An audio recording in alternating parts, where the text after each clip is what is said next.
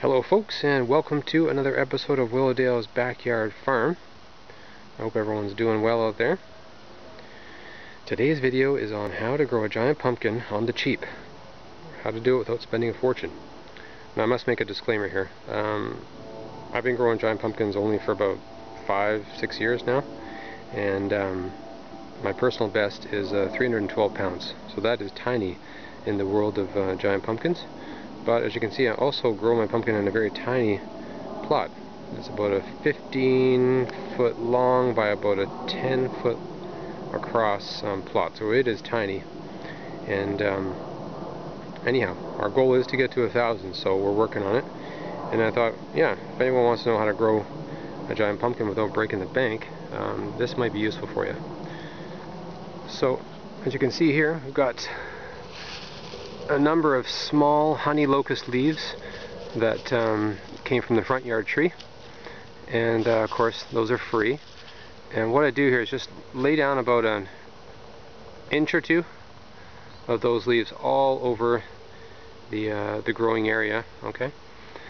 And then what you want to do, get in touch with your local tree cutting service and ask them for some wood chips, and specifically ask them for wood chips with branches and leaves, so you're getting your browns and your greens. You want both in your soil. So that's what I do, and then you're going to screen it off using just a hand or homemade screen here, and you want to get the nice fine chips to use on your patch, okay?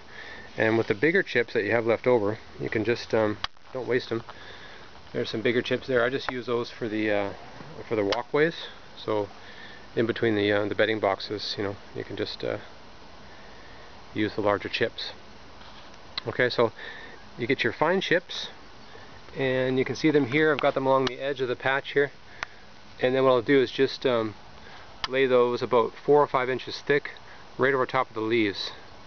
And the idea is that by doing it now, like, you know, end of October while it's still relatively warm, the leaves should break down and start to become nice compost material for next year's growing season. And so that's the plan. Now, I don't know 100% for sure if this is the reason why we got a big pumpkin in 2015, but I did use a very similar approach that year, and we ended up with my personal best, King David the giant pumpkin, at 312 pounds. So I'm pretty stoked to try this again, and yeah, I thought you guys might like to know about that. Like I say, these leaves are free and the wood chips are free, so you're saving a ton of money. Okay, maybe I'll do another video on the money that you will need to spend on things like cow manure and fish and seaweed emulsion, but we'll save that for a different time. And hope that was fun, guys, and useful.